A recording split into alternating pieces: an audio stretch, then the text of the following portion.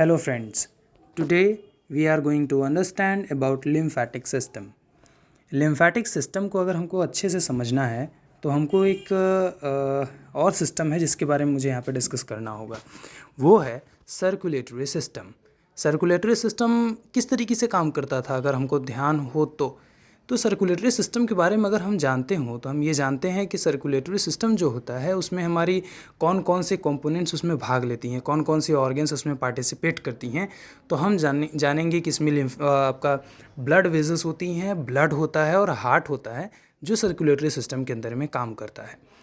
Same उसी तरीके से लिम्फैटिक सिस्टम भी काम करता है। लिम्फैटिक सिस्टम्स के अंदर में अगर हम बात करें तो इसके अंदर में हम लोगों को लिम्फ स्टडी करना है और लिम्फ वेजल्स आपको पढ़ने होंगे, लिम्फ ऑर्गन्स आपको पढ़नी होंगी।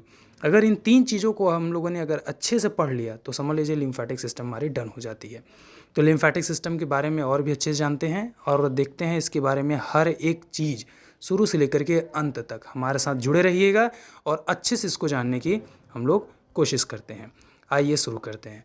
लिम्फैटिक सिस्टम, तो लिम्फैटिक सिस्टम क्या होता है? लिम्फैटिक सिस्टम अगर हम बात करें तो जिस तरीके से सर्कुलेटरी सिस्टम में अगर हर तरफ देखा जाए तो ब्लड वेजल्स फैली हुई हैं जो कैरी करती हैं ब्लड को, एकदम उसी तरीके से लिम्फैटिक सिस्टम में क्या होता है, जो लिम्फ होता है एक तरह का फ्लूइड होता है जो हमारे बॉडी के अंदर में डिफेंस का काम करता है। यानी कि हमारे बॉडी के अंदर में अगर कोई बैक्टीरिया या वायरस इन तरीके की कोई फॉरेन पार्टिकल्स अगर इंटर कर जाती है या पैथोजेंस हो गया, एंटीजेंस हो गए, तो इन सब के खिलाफ इनको ख़त्म करके या फिर इनको एक तरह से इनएक्टिवेट करने के लिए काम करती हैं।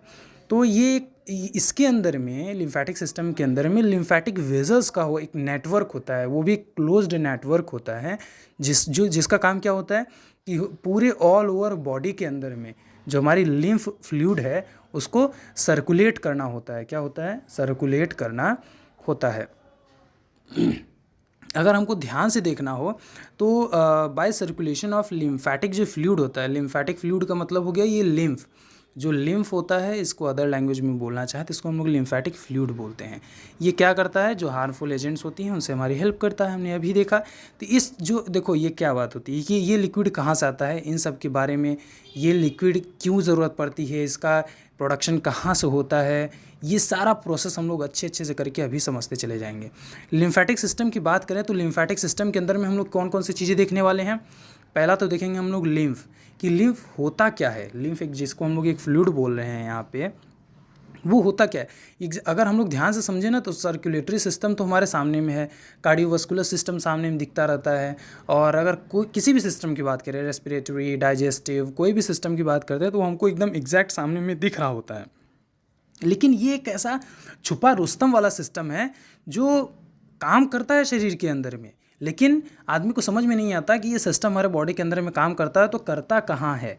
एक्चुअली बात ये है कि जिस तरीके से कार्डियोवास्कुलर मतलब ये आपका सर्कुलेटरी सिस्टम जिस तरीके से आपके बॉडी में पूरी बॉडी के अंदर में फैली हुई है, ब्लड वेजल्स वगैरह वगैरह, एकदम उसी तरीके से लिम्फैटिक वेजल्स पूरे हमारे बॉडी के अंदर में फैली हुई है, एक क्लोज्ड नेटवर्क की तरह फैली हुई है।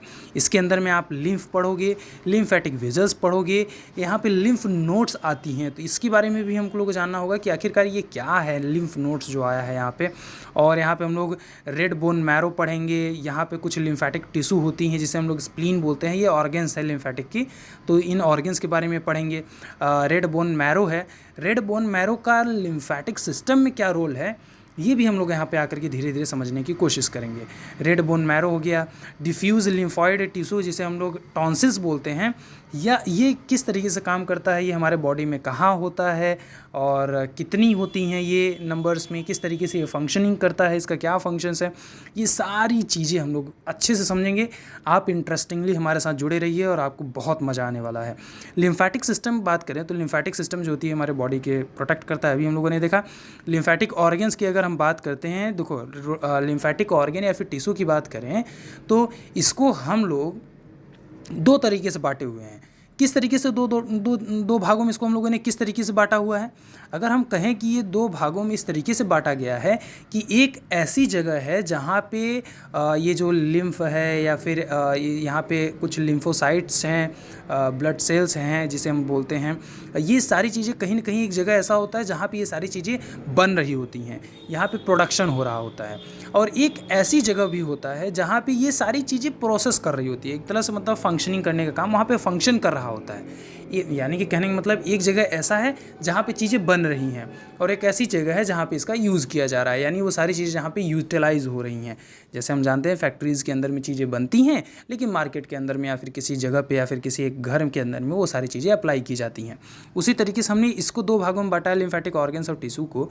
ये the immune system is a complex system. देखो यहाँ पे एक वर्ड यूज़ हुआ, इम्यून सिस्टम। क्यों यहाँ पे इम्यून सिस्टम टर्म आया है, ध्यान से समझने की हम लोग कोशिश करें तो लिम्फेटिक सिस्टम और कुछ नहीं, बल्कि दूसरे भाषा में अगर दूसरे लैंग्वेज में हम लोग टर्म इसको देना चाहें तो हम इसको बोल सकते हैं it is an immune system. तो इम्यून सिस्टम की या फिर लिम्फेटिक ऑर्गन्स की बात करें तो दो भागों में बांटा हमने, टू पार्ट्स में हमने इसको डिवाइड किया। तो इसमें जो पहला है कैटेगराइज करने का, वो पहला है प्राइमरी लिम्फेटिक ऑर्गन्स, यानी ऐसी ऑर्गन्स जो पहली है, प्राइमरी हमने अभी अभी बताया कि ये कैसी ऑर्गन्स होंगी, ये ऐसी लिम्फेटिक ऑर्गन्स होगी जहाँ पे चीज़ों का प्रोडक्शन होगा। और दूसरी होंगी सेकेंडरी लिम्फेटिक ऑर्गन्स, ऐसे ऑर्गन्स जहाँ पे ये सारी चीज़ें जो आपकी लिम्फ बनी हुई हैं, जहाँ पे आपके टी लिम्फोसाइट्स या बी लिम्फोसाइट्स बनी हुई हैं, ये किस तरीके से फंक्शन करता है, ये सारी चीज़ें जहाँ पे देखने को मिलेंगी जिस ऑर्गन्स के अंदर में, वो सेकेंडरी लिम्फेटिक ऑर्गन्स कही जाती हैं। यहाँ पे अभी हम लोग ये भी सीखेंगे कि बी लिम्फोसाइट, क्यों बी लिम्फोसाइट को बोला जाता है, मतलब बी टर्म कहाँ से आया। और यहाँ के इसके साथ ही हम लोग टी लिम्फोसाइट में टी जो हम लोग टर्म यूज़ कर रहे हैं, इसमें ये टी मतलब क्यों आया ये T, what is the main purpose behind it कि आपने यहाँ पे टी लगाया या बी लगाया, ये सारी चीज़ें भी हम लोग देखेंगे। अभी हम लोगों ने जिन जिन टर्म्स का इस्तेमाल किया था, जैसे लिम्फ का, लिम्फेटिक वेजल्स का, लिम्फ नोड्स का, रेड बोन मैरो का, डिफ्यूज़ टाइफॉइड टिश्यू यानी जैसे टॉन्सिल्स हो गया, इन सब का कहीं ना कहीं हमको फिगर भी अगर देखने को मिल जाए तो मज़ा आ जाए। देखिए लिम्फेटिक वेजल्स, अगर लिम्फेटिक वेजल्स की बात करें तो ये हमारा लिम्फेटिक वेजल्स है। अगर हम ध्यान से इसको देखना चाहें तो इसका इस तरीके से इसका स्ट्रक्चर है, एकदम बढ़िया से देख लीजिए अच्छे से। इसमें हमारा वॉल भी प्रेजेंट होता है जिससे इसका ये जो रिवर्स इसका प्रोसेस है वो ना हो सके, उसको रोक सके। ओवरलैपिंग एंडोथेलियल टिश्यू होता है, इसको ओवरलैपिंग एंडोथेलियल सेल्स क्यों बोला जाता है, ये भी हम लोग आगे चल करके देखेंगे। इसका क्या फंक्शनिंग होता है, किस तरीके से काम करता है, डायरेक्शनल ऑफ लिम्फ फ्लो हमेशा ऊपर की तरफ रहता है और क्यों रहता है, ये भी हम देखेंगे। वॉल क्लोज्ड होता है, यहाँ पे वॉल क्लोज हो गया है। फ्लूइड इंटरिंग लिम्फेटिक कैपिलरीज हैं यहाँ पे जहाँ से इंटर करती हैं यहाँ पे फ्लूइड, ये सारी चीज़ें हम लोग यहाँ पे देखने को हमको मिलती हैं। अब हम बात करते हैं लिम्फ नोड की। तो लिम्फ नोड देखिए किस तरीके से इसका स्ट्रक्चर है, बहुत अच्छे से हम लोग देखने की कोशिश करेंगे। लिम्फ नोड ये देखिए लिम्फेटिक कैपिलरी होती हैं, छोटी छोटी निकली होती हैं। आर्टरीज होता है जिसके जहाँ से ब्लड होकर के अंदर जाती है। वेंस होता है जहाँ से ब्लड बाहर निकलती हैं। लिम्फेटिक वेजल्स होती हैं इसके अंदर में। यहाँ पे अगर हम आगे बढ़ते हैं, यहाँ पे अगर हम अब आगे हम समझना चाहते हैं कि प्राइमरी लिम्फेटिक ऑर्गन्स हमारी कौन कौन सी हैं। यहाँ पे देखो हमने जब बात किया तो यहाँ पे हमने किसी भी फंक्शन के बारे में बात नहीं किया कि किस तरीके से कौन कौन सी चीज़ें काम करती हैं। अब हम लोग धीरे धीरे कोशिश करेंगे इनके बारे में जानने की और समझने की आखिरकार लिम्फेटिक सिस्टम होता क्या है और किस तरीके से आखिरकार ये लिम्फ ये आता कहाँ से है, ये सारी चीज़ें। पहले हम कुछ ऊपरी जानकारी ले लेते हैं, जैसे प्राइमरी लिम्फेटिक ऑर्गन्स क्या होती हैं। प्राइमरी लिम्फेटिक ऑर्गन्स में हमने अभी जस्ट डिस्कस किया कि इसके अंदर में प्रोडक्शन की चर्चा किया जाएगा। तो इसके अंदर में दो लोगों को इंक्लूड किया गया है, रेड बोन मैरो और दूसरा हमारा जो है वो है थाइमस ग्लैंड। इन दोनों लोगों को इंक्लूड किया गया है हमारा प्राइमरी लिम्फेटिक ऑर्गन्स के अंदर में। अगर हम बात करें रेड बोन मैरो की, तो ये एक ऐसी जगह है, एक ऐसा हमारे बॉडी के अंदर में एक ऐसा हिस्सा है, ऐसा भाग है जिसके अंदर में ब्लड सेल्स का प्रोडक्शन होता है, यानी ब्लड सेल्स जो होती हैं वो यहाँ पे बनती हैं। अगर इनके स्ट्रक्चर की बात करें तो ये स्ट्रक्चर में कैसी होती हैं, सॉफ्ट होती हैं, स्पॉन्जी होती हैं, न्यूट्रिएंट रिच होती है, टिश्यू प्रेजेंट और अगर ध्यान से देखो तो ये जो लंबी हड्डियाँ होती हैं हमारे ह्यूमन बॉडी के अंदर में, खास करके जैसे हो गया फीमर हो गया या फिर आपके ह्यूमरस की बात करें तो, या फिर हमारे फ्लैट बोन्स होती हैं जैसे हमारा स्टर्नम हो गया। तो इन सब जगहों पे स्टर्नम जो हमारे थोरेसिक केज होता है, इसके जो बीच वाला हिस्सा जहाँ पे हमारी रिब केज आकर के आपस में जुड़ती हैं, उनको हम लोग स्टर्नम बोन बोलते हैं। ये हम लोग सारी चीज़ें ये अगर आपका बोन्स में अगर चैप्टर आप पढ़ोगे तो वहाँ पे ये सारी चीज़ें आपको देखने को मिलेंगी। तो यहाँ पर हम बात करें अगर रेड बोन मैरो की, तो इन्हीं जगहों पे बनता है। हमारे फीमर की अगर बात करें इसकी एंडिंग पॉइंट में, अगर हम इसका स्ट्रक्चर देखना चाहते हैं तो ज़रूर देख लीजिए। ये रहा हमारा स्ट्रक्चर बोन्स का, एनाटॉमी का। अगर ध्यान से देखिए तो बोन मैरो इस तरीके से बन रही हैं। कॉम्पैक्ट येलो मैरो हो गया यहाँ पे। Spongy bone contain red marrow, blood vessels in bone marrow, compact bone, blood stem cells, red blood cells, white blood cells, platelets, इन सारी चीज़ों को प्रोडक्शन यहाँ पे हो रहा है। जितने भी ब्लड सेल्स हैं, लिसन केयरफुली, जितने भी ब्लड सेल्स हैं, चाहे वो न्यूट्रोफिल्स हो, बेसोफिल्स हो, एसिनोफिल्स हो, मोनोसाइट्स हो, लिम्फोसाइट्स हो, अब लिम्फोसाइट्स में वो दोनों, चाहे वो बी लिम्फोसाइट्स हो चाहे वो टी लिम्फोसाइट्स हो, ये सारी की सारी वाइट ब्लड सेल्स जितनी भी होती हैं हमारे बॉडी के अंदर की, some of the white blood cells जो कि हमारे यहाँ पे रेड बोन मैरो में प्रोड्यूस होती है। ध्यान से सुनिए, हमने कहा कि यहाँ पे ये सारी चीज़ें बनती हैं, लेकिन ये अगर हम बात करते हैं बनने में और मैच्योर होने में, तो दोनों चीज़ें अलग अलग होती हैं। अगर रेड बोन मैरो की बात करें तो यहाँ पे लिम्फोसाइट्स की अगर बात करें तो लिम्फोसाइट्स के जब दो भागों में कैटेगराइज करते हैं, जैसे हम लोग बी लिम्फोसाइट और टी लिम्फोसाइट है, तो हमने जो अभी क्वेश्चन किया था कि बी लिम्फोसाइट को बी क्यों कहा जाता है और टी लिम्फोसाइट्स में टी क्यों कहा जाता है, क्योंकि बी डिनोट करता है बोन मैरो, यानी कि बोन मैरो के अंदर में मैच्योर होने वाली है। मैच्योर होने का मतलब ये है कि अभी वो प्रोडक्शन हुआ है उसका, और लेकिन उसको अभी एक अपना फंक्शन दिखाने के लिए, जितनी उसके अंदर में जितना उसको बड़ा होना है, उसके लिए बड़ा करने का प्रोसेस जो सारी चीज़ें हैं वो रेड बोन मैरो के अंदर में होता है। बी लिम्फोसाइट्स की बात हो रही है। लेकिन टी लिम्फोसाइट्स की बात करें तो टी लिम्फोसाइट यहाँ पे बनती तो ज़रूर हैं, लेकिन मैच्योर यहाँ पे नहीं होती हैं। वो with the help of blood stream वो पहुँचती हैं कहाँ, थाइमस ग्लैंड के पास। थाइमस ग्लैंड का अगर हम ध्यान से देखें तो थाइमस का टी अल्फ़ाबेट को उठाते हैं तो टी अल्फ़ाबेट हमारा लेके जाता है किस तरफ में, हमको टी लिम्फोसाइट्स की तरफ लेके जाता है हमको। अब हमको ये बताने में तो कोई वो नहीं है कि हम ये तो हम बहुत अच्छे तरीके से जानते हैं कि लिम्फोसाइट्स क्या करती हैं हमारे बॉडी के अंदर में। ये हमारे बॉडी के अंदर में एक डिफेंस का काम करती हैं। बाहरी जो पार्टिकल्स, जो फॉरेन पार्टिकल्स होती हैं, उनकी हमारे बॉडी का हेल्प करती हैं। देखिए उससे हमको प्रोटेक्ट करती हैं, बचाती हैं। The thymus gland is found in the upper thoracic cavity. हाँ देखिए, थाइमस ग्लैंड की अगर बात करें कि ये कहाँ सिचुएटेड होती है या फिर किस जगह पे ये किस जगह पे फिक्स्ड होती हैं, अगर इसको हम लोग ध्यान से देखना चाहते हैं तो हम आपको अगर इसका स्ट्रक्चर दिखाएं तो ये देखिए, इसका स्ट्रक्चर देखने में हमको बहुत आसानी रहेगी। देखिए अगर हम लोग हार्ट को देखते हैं, हार्ट, ये देखिए यहाँ पे हार्ट लिखा हुआ है। अगर हार्ट देखें तो हार्ट का ये जो ओर्टा गया हुआ है, देखिए यहाँ पे बड़े बड़े अक्षर में ओर्टा भी लिखा हुआ है। इस ओर्टा की बात करें तो ओर्टा के बगल ऊपर में जस्ट देखिए तो यहाँ पे थाइमस लिखा हुआ है। ये है थाइमस ग्लैंड का। इसका अगर हमको बताना हो कि ये कहाँ ये किस जगह पे है, तो आपको अगर बताना हो तो आप वेरी इजीली बता सकते हो कि ये हमारा जो ये स्टर्नम होता है, स्टर्नम अभी बताया, जो थोरेसिक केज होती है स्टर्नम, ये स्टर्नम के पोस्टीरियर होता है, ये स्टर्नम के पोस्टीरियर होता है। बट ओर्टा के, ये जो हार्ट का ओर्टा है, ये ओर्टा के कहाँ होता है, ये ओर्टा के एंटीरियर जा कर के स्थित होता है। ये उसके एंटीरियर में, ओर्टा के एंटीरियर और स्टर्नम के पोस्टीरियर स्थित होता है। इसको तो हम लोगों ने देख लिया। अब थाइमस ग्लैंड के बारे में आगे हम लोग देखते हैं कि थाइमस को अंदर में अगर देखोगे तो ये दो भागों में बटा हुआ है, जिसमें एक भाग बहुत अधिक लिम्फोसाइट्स जिसके अंदर में होती हैं, और कुछ एक ऐसी जगह होती है जहाँ पे थाइमोसिन नाम का हार्मोन्स रिलीज़ होता है, जो अलग ही एक तरह से अपना फंक्शन रोल करता है, जो चीज़ें हम लोग ग्लैंड्स के अंदर में जा करके पढ़ेंगे। इन दी अब्सेंस ऑफ थाइमस ग्लैंड अगर बात करें, अगर थाइमस ग्लैंड हमारे बॉडी के अंदर में प्रेजेंट ना हो तो कहीं ना कहीं लिम्फोसाइट जो लेवल होगा हमारे बॉडी के अंदर में वो बहुत ही कम हो जाएगा, और ऐसी कंडीशन में हमारी जो बॉडी होगी वो एंटीजेंस या फिर हमारे जो भी बाहरी जो फॉरेन पार्टिकल्स हैं उनको रिस्पॉन्ड नहीं करेगी, यानी उनके अगेंस्ट में फंक्शनिंग नहीं कर पाएगी, और हम बहुत ही ईजिली क्या हो जाएंगे, बीमार हो जाएंगे। हम बहुत ही तेज़ी से कहीं ना कहीं प्रॉब्लम हमारे बॉडी के अंदर में होने लगेगी। समटाइम्स क्या होता है कि ये जो लिम्फोसाइट्स हैं ये आपस में ही रिएक्ट करके खुद को ख़त्म करने लगती हैं। मतलब कभी कभी ऐसा होता है केसेस में कि कुछ ऐसी होती हैं जो रिएक्ट करती हैं, ख़त्म होती हैं, तो उनका एक अलग ही फंक्शन होता है। सेकेंडरी लिम्फोसाइट, अगर ऑर्गेन्स की बात करते हैं हम लोग, तो सेकेंडरी लिम्फेटिक ऑर्गेन में अब ऐसी ऑर्गेन हो गई, देखो हमने पहले यहाँ पे देखा कि अगर प्राइमरी की बात करते हैं, यहाँ पे कहीं ना कहीं मेच्योर होने की बात हो रही है, उसके प्रोडक्शन की बात हो रही है। लेकिन अगर सेकेंडरी लिम्फेटिक ऑर्गेन्स की बात करते हैं तो ये ऐसी ऑर्गेन्स होती हैं जिसके अंदर में इन चीज़ों का फंक्शनिंग होना चालू होता है। यानी कि इम्यून सिस्टम का जो फंक्शनिंग होता है, यानी कि किसी भी फॉरेन पार्टिकल्स के अगेंस्ट में काम करने का जो काम चालू होता है वो इन्हीं ऑर्गेन से होता है।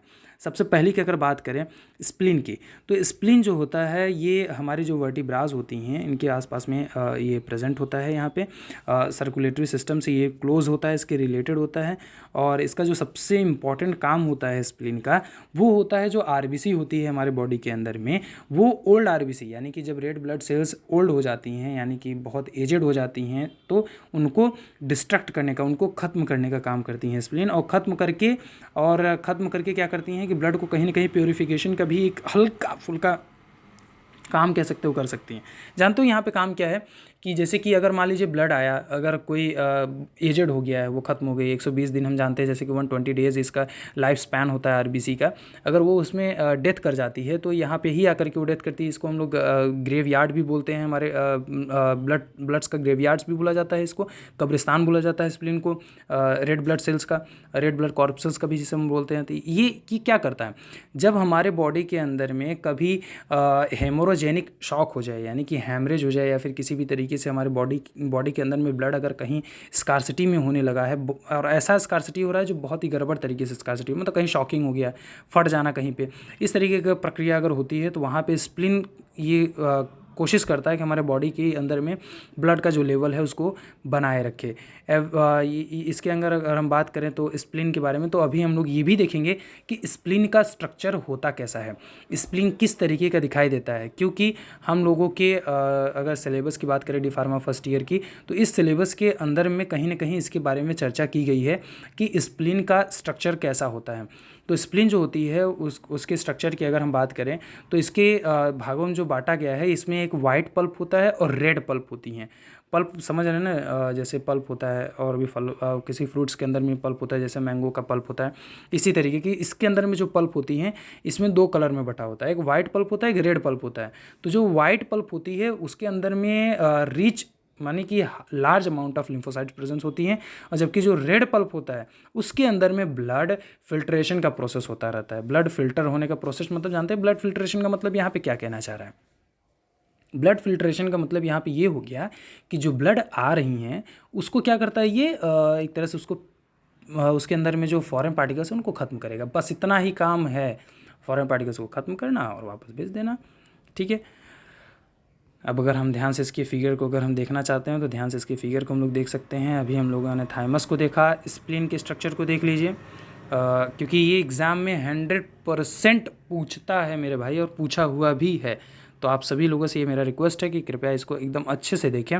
देखिए यहाँ पे रेड पल्प है, यहाँ पे अगर ध्यान से आप देखिए तो रेड पल्प यहाँ पे दिखाई ही दे रहा है आप सभी को, वाइट पल्प दिख रहा है आप लोगों को। ट्रेबेक्युला हो गया, वस्कुलर सेनोसॉइड हो गया, जिसके अंदर में ये सारी प्रोसेस होती हैं। कौन सी वाली प्रोसेस, ये इसके अंदर में जो ये किलिंग करने वाला जो प्रोसेस होता है, ठीक है, मैक्रोफेजेस का प्रोसेस होता है। मैक्रोफेजेस का मतलब ये होता है कि जो फॉरेन पार्टिकल्स जब इसके जब आती हैं इसके बॉडी में, यहाँ पे जब इंटर करती हैं तो उनको इंगल्फ करके उनको ख़त्म कर देता है। तो ये प्रोसेस यहाँ पे होता है। यहाँ पे फिगर हम लोग देख सकते हैं, structure of lymph node. Lymph node का स्ट्रक्चर कैसा होता है ये भी एग्ज़ाम में पूछा हुआ है, कई बार एग्ज़ाम में पूछा हुआ है कि 2 मार्क्स में या 3 मार्क्स में पूछ लेता है कि स्ट्रक्चर इसका बनाइए आप लिम्फ नोड्स का, तो यहाँ पे दिक्कत कर सकता है। तो इसलिए आप ये स्ट्रक्चर अच्छे से तैयार कर लीजिए, देख लीजिए। आपका मेडुलरी कॉर्ड्स हो गया, एफरेंट लिम्फ वेजल्स हो गया, कैप्सूल हो गया, ट्रेबेकुलस हो गया, एफरेंट लिम्फ वेजल्स हो गई, ये सारी चीज़ें होती हैं।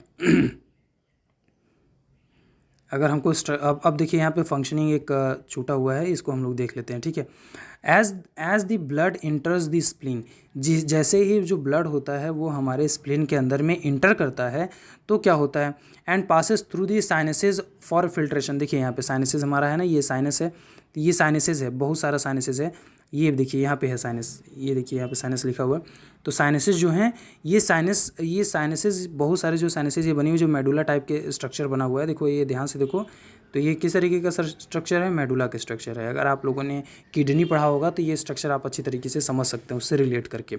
तो ये साइनसेस बहुत सारी दिख रही हैं, तो इसके अंदर में ये इंटर करता है और यहाँ पे क्या करता है, यहाँ पे रिएक्शंस होती हैं लिम्फोसाइट्स की, किनके साथ में, पैथोजेंस के साथ में या फिर जो फॉरेन पार्टिकल्स आती हैं उनके साथ में। देखिए यहाँ पे देखिए बहुत अच्छे में लिखा हुआ है यहाँ पे मैक्रोफेजेज और ये मैक्रोफेजेज का और removal of old and warm और रेड ब्लड सेल्स, जो पुरानी हो चुकी हैं ब्लड सेल्स, उनको भी कहीं ना कहीं ख़त्म करने का काम भी यही होता है। In the absence of spleen and individual becomes more vulnerable to infections. अगर बॉडी के अंदर में स्प्लीन प्रेजेंट ना हो तो एक वल्नरेबल हो जाता है हमारी बॉडी।